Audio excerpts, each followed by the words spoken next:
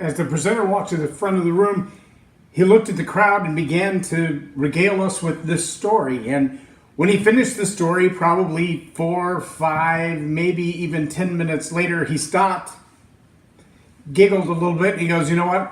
I'm not even sure why I told you that story. It really has nothing to do with what we're going to talk about today or even what I'm here to teach you, but perhaps you found it funny or entertaining."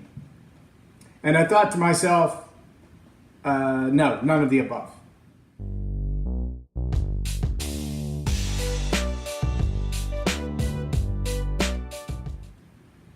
I'm J Loren Norris with Leading Leaders Podcast.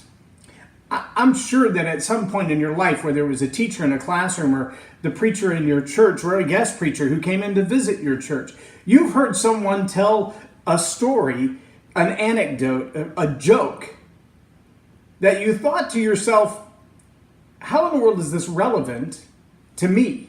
Why are you telling this to this audience at this time? It doesn't have anything to do with why we're gathered. It has nothing to do with the topic that the screen says we're going to talk about today or that the program says we're going to talk about today. I don't get it. It doesn't make any sense to me. And it's not even mildly entertaining because, well, I've heard the story before. In fact, you've probably experienced this as well. I know I have. Even in mega churches, even in big auditoriums full of lots of people, and even just last week, I was visiting my mother in our hometown, and the preacher told a story that I've heard probably a bazillion times, but he told it as if this was the first time anybody had ever heard it. The worst part was he told it with no emotion and no drama, well, because it wasn't his story. He never lived through it. And so he was trying to pull in all these ideas and facts to bolster up a very weak story. A story that he told as a story which could have better been said in a sentence. There's a workshop coming up on June 7th. This is a 6-hour workshop. Now, I know you're thinking to yourself, 6 hours for storytelling? No. It's not 6 hours of storytelling.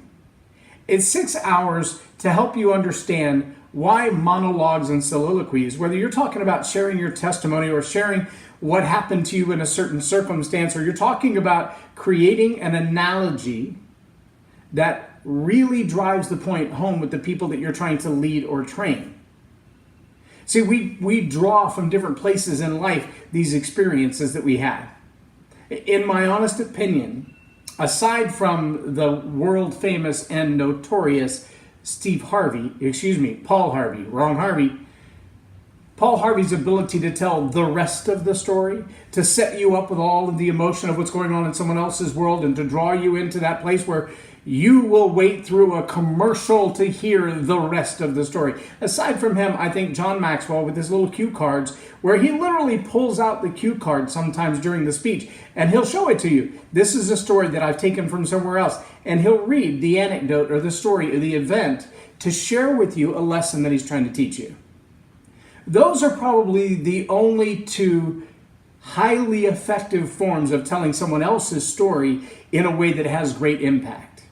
I think those are both ideal scenarios for using someone else's story. But the truth is, if you've lived through it, you've learned it. And if you've learned it, you should teach it. Isn't that the whole point?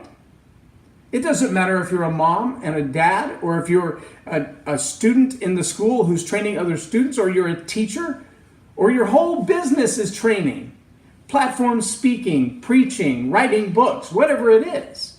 There are incidences in your life, those moments, those microcosmic moments that in all of life they may have taken 20 seconds to evolve. But a lifetime of learning happened in that moment. That's what we're talking about. How do we identify those moments, those teachable moments? How do we then expand those into a 90-second to 2-minute story that will truly touch the heart of others?